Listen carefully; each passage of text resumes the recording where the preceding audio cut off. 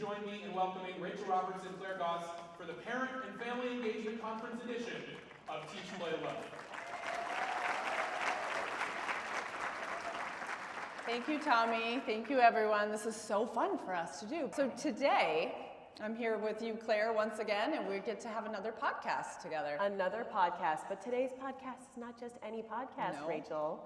We are coming to you all in your ears, in your cars, on your walks from the National Head Start Association Parent and Family Engagement Conference. Yes! So thrilled to be here with you all. So exciting. Yeah, well, I mean, what better place to do a parenting podcast with a group of parents and parenting experts and advocates. It's just a joy and a privilege, and I wish we could all be doing this podcast so we can learn from each other. Yep.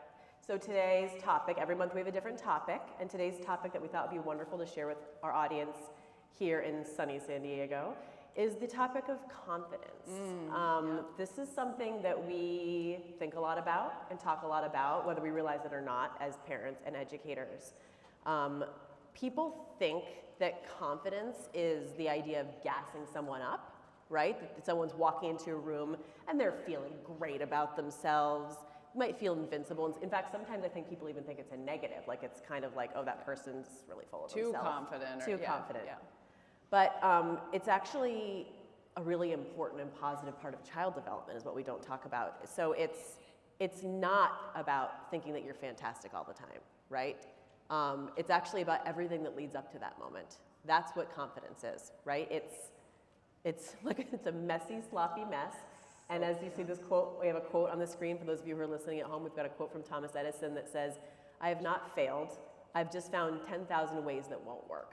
Yeah, exactly. And I was thinking about those children up here, and every single one of them, whether they were thrilled to be up here or nervous to be up here, they were all demonstrating some confidence that took practice and trial. And we're not seeing all that stuff. We usually don't see all the stuff that came. You don't see the first time I ever got on stage and my arms were so numb I could barely speak. You don't see all that stuff leading up to the part where it then feels like someone has confidence.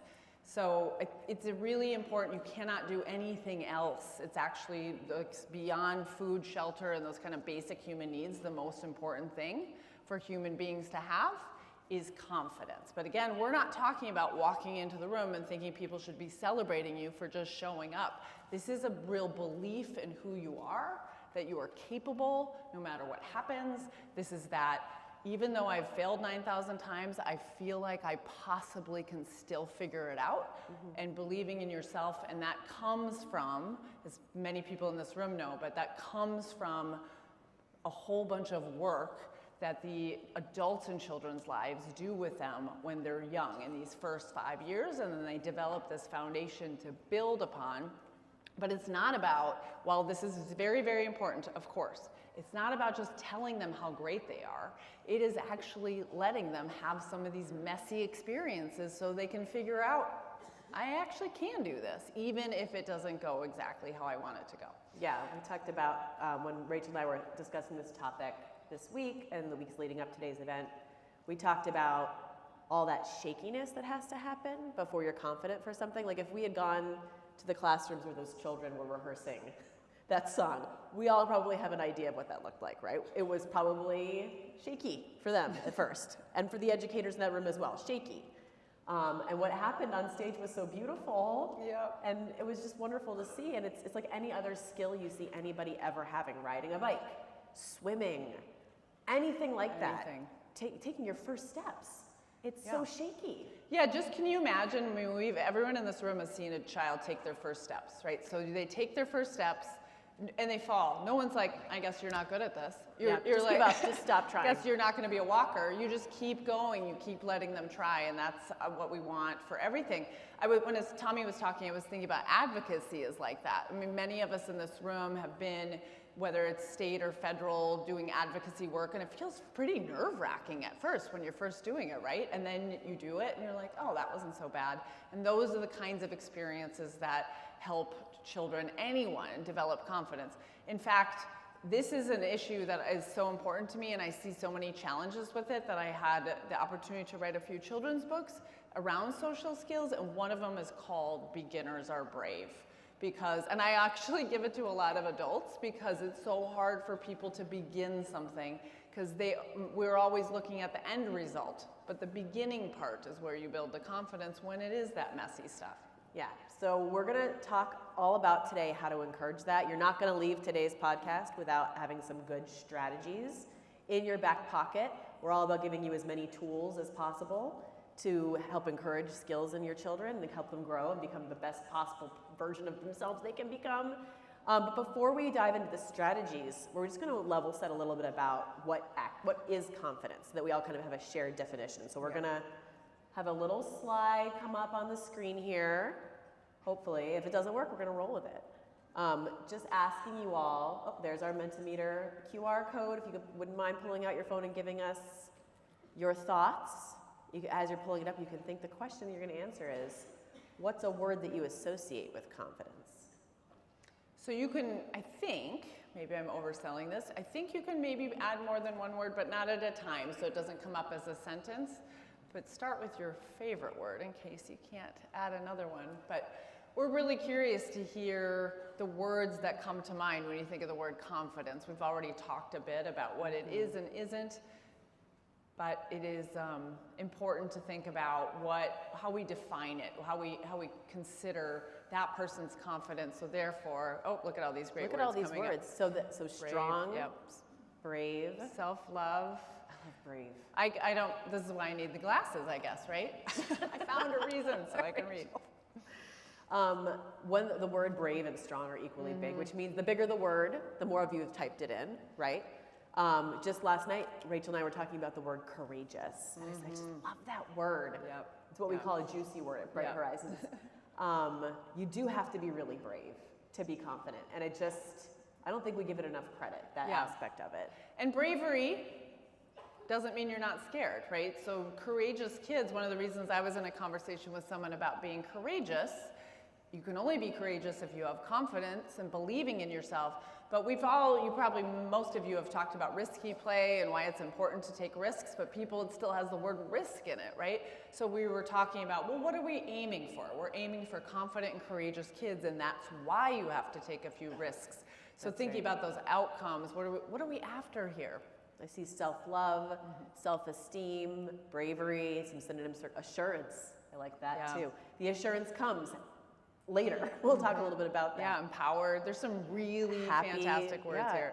Being confident does make me happy. We're going to talk about that today too. Just having that self-assurance and feeling good about yourself. And I think that's an important part. We'll probably get to it again, but just thinking about happiness, we talk about that a lot when kids are born. I just want them to be healthy, or I just want them to be happy. But a lot of what happens in the world doesn't get us there. So this idea of you get happiness from believing in yourself and feeling like you're capable. You do not get a lot of happiness just from people telling you can do it. That's right. It's proving it to yourself that you can do it. So we really want to focus on just kind of let go of that end result and really thinking about how we're getting somewhere and what you need to get to that place.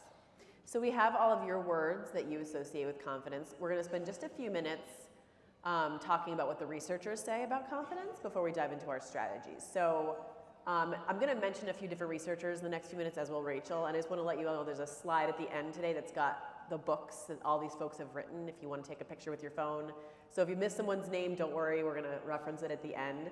But one of the people that Rachel and I spent a lot of time talking about and revering, if I'm being honest, is Dr. Kathy Hirsh-Pasek from Temple University. She and Dr. Roberta Golinkoff wrote a great book called Becoming Brilliant that I cannot recommend enough.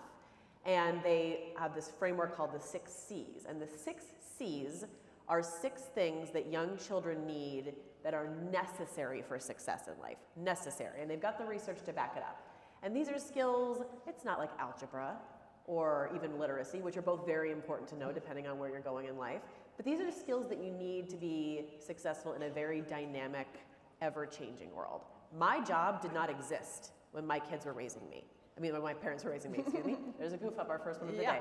Well, kids are helping raise you too, right? My kids are helping raise. So in the 1980s, when my parents were raising me, they weren't thinking, we better make sure she knows how to do webinars and podcasts. Didn't even exist. So what skills did they give me so that I could be sitting here on the stage with all of you? One of them was confidence. This was something that my parents, and I remember my kindergarten teacher, Mrs. Queel, was really great at. She really kind of made me feel great about myself in a lot of different ways. So, yeah, it's not just the end result of what you see. And all the things that we're all doing require this level of agency or belief in ourselves. And you probably heard of Maslow's hierarchy of needs. We spend a lot of time on that lower level when we're thinking about making sure that children have everything they need, psychological safety and physical safety. But the very next level is confidence and self-esteem. So if you go up the level of the hierarchy and you're saying, you can't really function if people don't have their basic needs taken care of, we know that that is where they're going to focus their time and energy. You can't ask them to do a lot of higher order thinking because they're worried about where they're going to get things taken care of. And a lot of people have to spend a lot of time there, and we're all working together to solve to that. The very next place we have to get is self-esteem and confidence, and actually some of that self-esteem confidence can help with the problem solving for basic needs, and then to keep going and to be able to learn and to grow and to get to that top of the pyramid is where we want that for everybody. And so it's really interesting to me that when we think about the word confidence or self-esteem or whatever, all those wonderful words that you said, is like Claire said, we don't know what skills kids are going to need in the future. All these children are going to have jobs, maybe some of them that we've never heard of before, but what's going to help them get there is to believe they can be learners, to believe they can be worthwhile, and to believe they can be resourceful problem solvers. And we get all of that from figuring out how to help them with their confidence. Both families and parents and anyone in their family, any caregivers that are helping raise the children, but also the educators in their lives. We know that educators are critically important to children especially in their earliest years, but Claire just mentioned one of her teachers, like we remember them. I know my kindergarten teacher's name still, and we just hang on to those people, and they make such a difference in our lives. So it's really that all of us have to know how to do these things for young children and build their confidence. That's right. So doctors Hirsh-Pasek and Golinkoff spent a good chapter of their book talking about confidence and what they think it is and how you can help young children achieve it. And they broke it down into two parts. One is being willing to try something, right? So in order to have the confidence to come up on the stage today, I had to say yes to Rachel saying, can we do this? And I had to be willing to try. And the second part is persistence, which means I didn't give up when I almost lost my document when I spilled water on my computer 2 weeks ago. I decided to keep going. Okay, and that's a word that I actually associate with confidence that I didn't see on the screen, and maybe it was there and it was small, is the word grit, which is one of my favorite words to say, grit. And there's a whole body of research just on grittiness that we're going to talk about in a moment. But so willingness to try and persistence. What you didn't hear me say was that my parents and my current managers and coworkers fall over themselves complimenting me. Like, I don't get a participation trophy just for showing up at work, right? That's not what confidence is. Confidence isn't effusively saying, good job, good job, good job, good job, good job. That doesn't build confidence in children. It doesn't build confidence in adults. What builds confidence, according to the research, is being willing to try something that's messy and shaky, and then continuing to follow through with it. Yeah. I mean, back to that example of a baby walking, learning how to walk, an adult saying, great, good job, good job, good job, you're so great, you're perfect at this, is not what's going to get them to the next step. What's going to get them to next step is someone holding their hand and helping them do the next hard thing and the next hard thing. Of course, we're not saying you shouldn't say good job and I love you. You should say it all the time. It's not the thing that builds their confidence. It builds value, self-value, and it's so important for children to know that they're loved. But paired with, it's not by itself enough to build this in children. If you've probably seen some of the research or in some of the discussions about saying good job to children, is they don't know what they did. They don't know why it's valuable. It's not about effort. It's really about outcome. And so you could be left, this has happened to me in performance reviews, where someone's saying like, you're good. Like, give me some meaty feedback. Yeah. I don't know what to do with that. Yeah. So it is finding the balance between those things. And for when I was, my kids are in their 20s, but I was kind of on the tail end of the you should praise your children all the time movement. So a lot of us grew up with or have heard a lot of that. And again, we're not saying not to do that. We're saying that's not the thing by itself that's building that confidence children need to believe they can overcome and power through and be willing to try new things. Again, that beginners are brave idea. We have a lot of people, they're so nervous that they won't be great at the beginning that they don't even want to try. I think an example I've seen and heard about and even experienced myself is people learning another language. And if anyone's been in a class where you're learning another language and a teacher says to say something out loud, everyone gets so nervous. I would not be in this class if I knew how to do this. So why are we nervous? Because we're clearly in a learning environment. But it's that putting yourself out there and feeling nervous, and that stops people from even trying. And we want our children to not stop themselves from trying. That's right. So let's talk about that willingness to try. Let's start with the first part about that definition. So if something was easy, it wouldn't even feel like trying. You'd just be doing it, right? Like I don't have to try at brushing my hair in the morning because I already learned how to do it when I was in preschool. So what we're talking about is something new and it causes stress, okay? When you have to learn something, when you have to have confidence to do something, it means that there's some inherent stress involved. And in order for a child to even be willing to try something that's stressful, they need to have the security. We call it pillars of security at Bright Horizons. We want our educators in the classrooms to be pillars of security. The work of my lifetime is making sure that parents are pillars of security for their children. They have that really safe place. And it's important to everything that we do as parents and educators, that we are that comfort from which you can be willing to try, basically. Yeah. One of the analogies that I use all the time is like home base and tag. We've all played some version of tag or helped children play tag. And if you just can imagine yourself playing tag right now, and there's a home base, it's like, okay, let me just touch this home base, take a deep breath, I know where it is if I need it, I can run myself ragged, but I can get over to that home base and feel safe for a moment, take a couple deep breaths, and then just get on out there again. If you do not have a home base, all you're doing is running yourself ragged and being stressed all the time. So we often use the idea of attachment, or those adults in your life that love you no matter what, and you can trust them and they're consistent as home base in tag. And children are more likely to take risks, to try new things, to feel brave if they have a very strong home base. And if they have multiple home bases, that's even better. So a lot of times we think of children as being less, where people have been worried about, well, if I coddle them too much or if I love them too much, then they won't take risks, so they won't go out there and try it. And the exact opposite is true. If they feel so safe with those adults and they know that home base exists whenever they need it, they will take way more risks and they will try so many different things. Yes, and but I need to jump in here because you need to be the secure base, but that doesn't mean you're protecting them from the stress. Right. It doesn't mean that you're, oh, that looks too tricky, we better go this way. Or, oh, you can't open your snack container, don't worry, I'll do it for you till you're 27 years old. We're not doing that, right? We have to expose them to some tricky things, some stress. Yeah. So another great analogy that we love to throw around is from Dr. Stephanie Carlson, who talks about, you might have to jump in here because you've said it more than me. I'll do it. So Dr. Stephanie Carlson, she does research at the University of Minnesota on executive function, and one of the analogies she talks about, and I love it so much because I know we can all visualize this, is a tree. And the way a tree gets stronger is to have some wind, have some tough elements, and the roots grow stronger. That's right. If the wind is too strong, it will rip those roots right out of the ground and knock it over.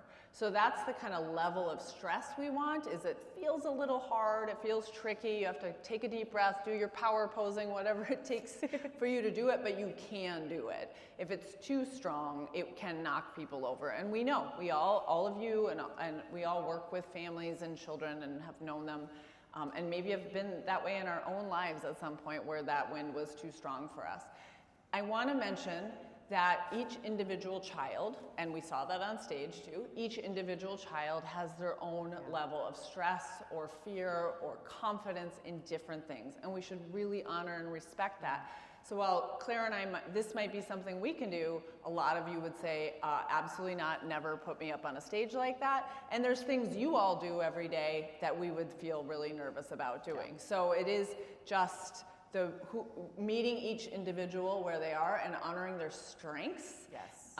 Rather than constantly compensating for their strengths and helping them grow and develop and take risks, but really making sure you're individualizing that. Yeah, and that's where it comes back to parents being the experts on their children. Absolutely. And primary caregivers at child care centers stepping in as that second pillar of security and getting to know those children, their temperament. You can tell when a child is in a good mindset to try something tricky. Is today a good day to learn how to put your own coat on? Or maybe tomorrow's a better day to tackle that. So we've talked about willingness to try. I want to touch briefly on, you've got this stressful situation. It's good stress, it's not bad stress, it's that right amount of stress. They've got you as that home base and tag. They're trying something, it's not going great. What gives them that grit? What is it that makes them persist and keep going? And there's another researcher that we love to talk about. Her name is Dr. Angela Duckworth. And she talks a lot, her entire body of research is about grit. And she talks about it's not talent and it's not luck. It's passion and perseverance. So we all know that children are more likely to learn a new skill and be confident if it's something that was their idea, right? We're gonna talk about this in a moment, but I'm gonna do it, me do it, right? They're gonna tackle a skill because they're passionate about it. And they're gonna persevere because they have that home base that you are. So what Dr. Angela Duckworth found in her research is that she had a great longitudinal study, and she found that the people that are most satisfied with their lives and the most successful, she controlled for everything. She controlled for IQ, she controlled for socioeconomic Geography, status, country. geography. Yeah. She controlled for all these factors, and what she found over and over again is the people that were most successful and most satisfied with their lives scored high in grit.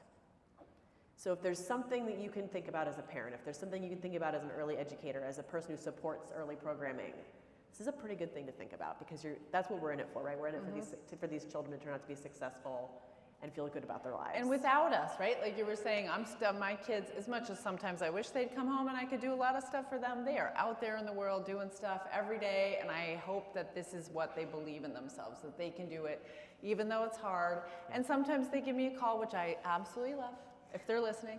And I absolutely love it, and they ask for some help, and I scaffold them or support them or just tell them, you know how to do this, but whatever that is, I'm not doing it for them, because we need them to be successful without us. That's like that walking analogy, is they should be able to walk without you eventually.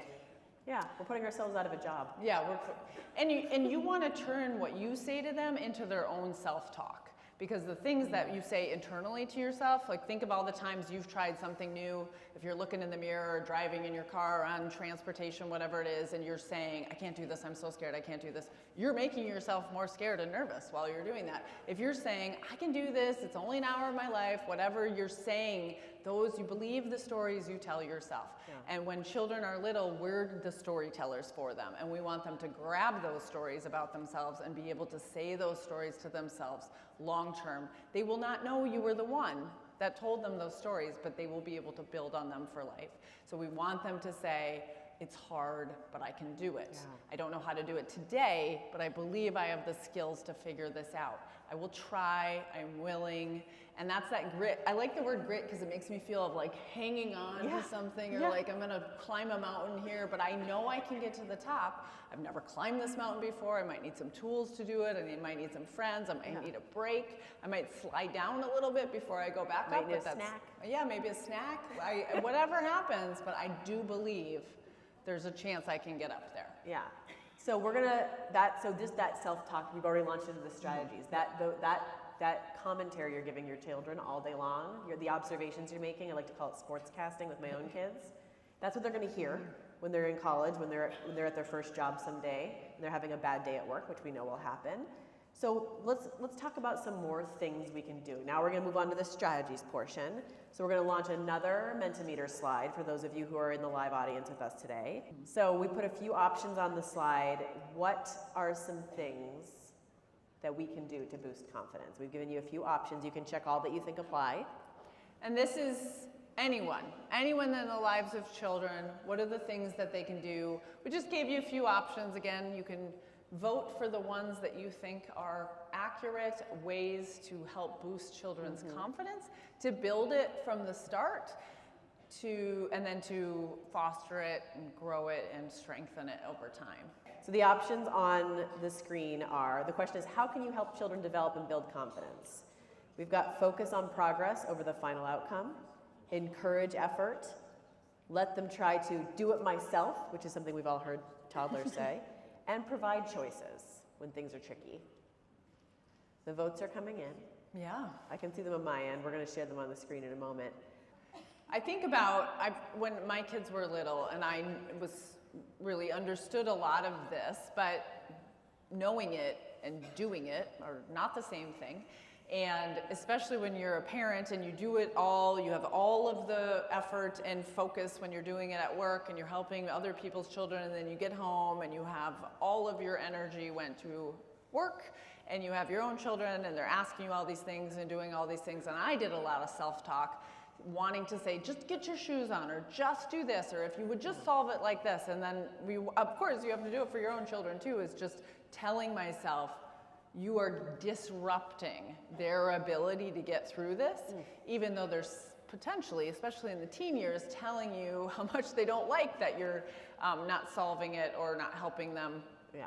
But as we say in other podcasts, is if children are a little rough on you, that's a compliment. That means they know you love them and you will be there ongoing. Right. So the good news about these choices, focus on progress over final outcome, encouraging effort, let them try to do it myself. I'm just hearing toddlers going, I do it. I do it. Me. I do it. Provide choice. They are all correct. Every single one of those helps children build confidence. So let's start with talking about these and then jump in with a couple others before we end.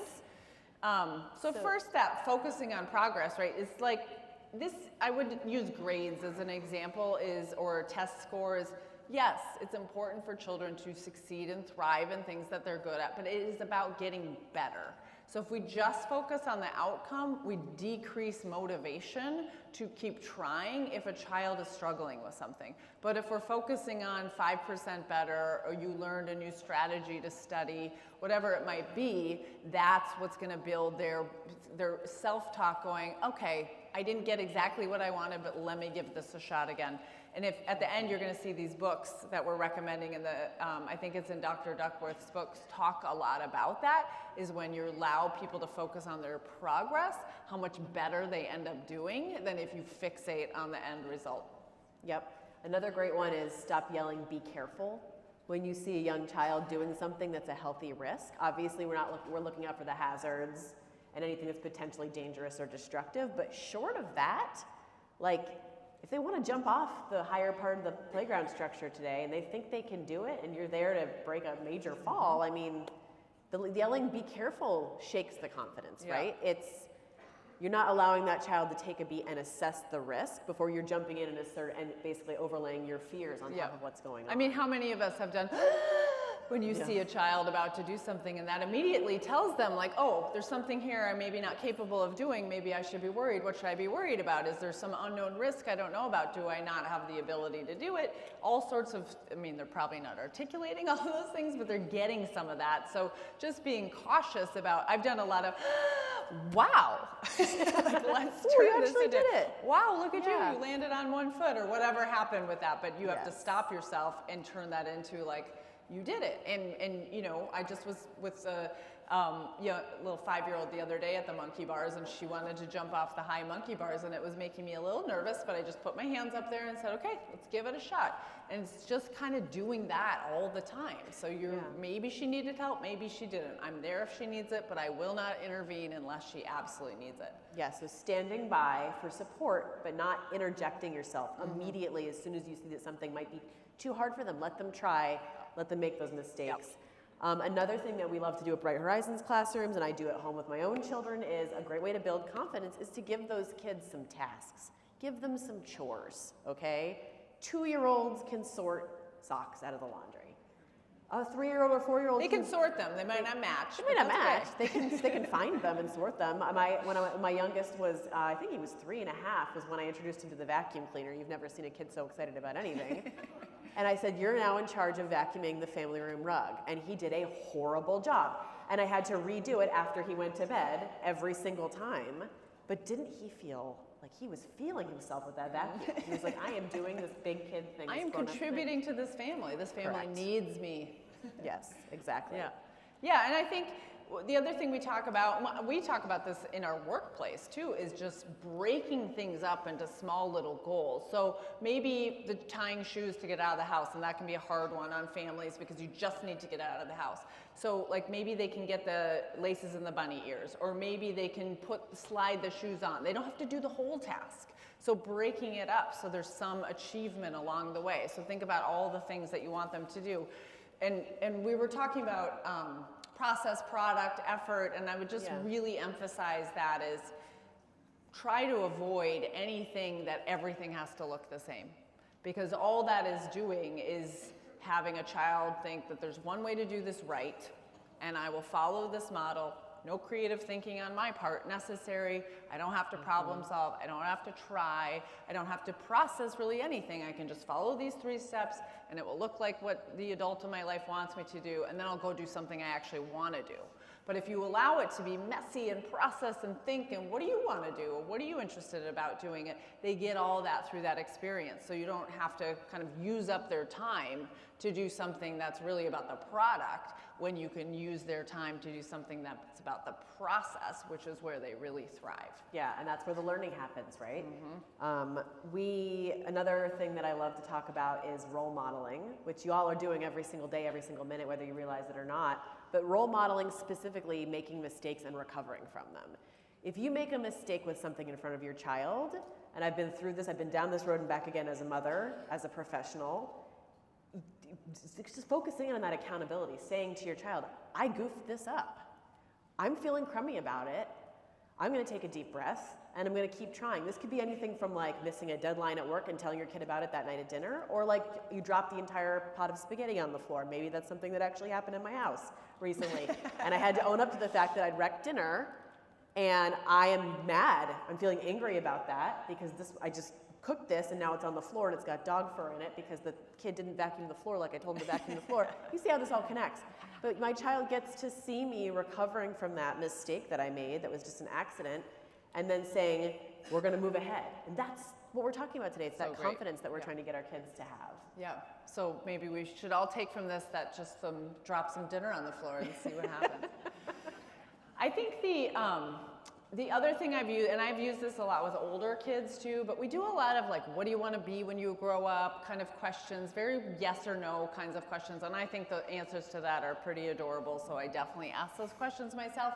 But what do you think you're really good at? What difference do you want to make in the world? Changing it to more of an open-ended question that is about themselves and what they believe in themselves is a very different conversation. So thinking about that in classrooms or when you're with children, if you're asking them, what color is a lemon? There's a right answer to that. And after this couple times being asked that question, they know that it's not very exciting for anyone. But what do you what do you think could happen, or what could we do? What do you think the most citrus or tangy fruit is? Let's find out. Let's try that together. Like the exploration and getting them to think. One of the phrases I say all the time is whoever's doing the thinking is doing the learning, and I think that we could apply that to whoever's doing the thinking is also doing the developing and growing and building their own confidence. Yeah, that's exactly right. Open-ended questions. All the time, forever with kids. Even your teenagers, it's, you don't want to say, how was your day? They'll say, fine, good. They grunt at you and they keep going. It's the same thing for toddlers and other adults, so open-ended questions for sure. So modeling, being a role model, I think we've covered any other strategies we can think of. We're going to put a slide up now, if I don't mess up the slides again, of the books that we've been talking about today, so you all can... there they are. Yep. If you want to take I would highly recommend all of these books if you're interested in learning more about confidence and failing and trying again. That's really what it's all about. I want to just mention something before we close, is that we all understand that a lot of children, unfortunately, and the parents and adults, it could be true of ourselves or it could be true of the families that we might be working with or that we know, have had some sort of trauma or a large amount of stress in their life, potentially inconsistent caregiving or struggles with consistent basic needs being taken care of. And that can affect brain development. That is just a fact. So we have to think about, we can try to mitigate a lot of that when children are young, but if we haven't mitigated all of it or we didn't have a chance to do that, just to recognize, again, that this sometimes can feel very, very scary. So if you have someone that has had a lot of risk or stress in their life, and their amygdala, actually part of their brain, has actually probably grown bigger, and they have a hard time seeing opportunity, most things either are a positive, solidly a positive, or very likely a threat. And so this work is with all of us, with each other. We assume good intent. We don't know what people's life stories are. So everyone, something that might feel very small to each of us might feel huge to someone else. Yeah. And you can build confidence in anybody you're working with, the families, each other, your friends, your children. And so just making sure that we are thoughtful, that this is a gift to give to people, whether they know it or not, and whether they're asking for it or not, is to make sure people are absolutely loved and cherished, and everybody has at least one person in their life, at least one person. And we as educators, we don't always know who that is, so we have to make sure that we are that person for every child, so they have one person in their life that is their home base. And we know all this good stuff comes from it. We know our teaching and educating, whether we're home or in a classroom, comes from those small moments, comes from those moments of letting a toddler do it themselves and make a big stinking mess on the floor, and that is okay, because you know what else they can learn how to do is help clean that up. And that is teaching. That is where children are learning and developing. It is not the craft that they're going to do, or it's not something necessarily on a curriculum plan that is more important than that. That is where they're getting their resilience and their grit and the confidence, and that is the gift that we can all give to children. Woo! Woo! We did it! January episode.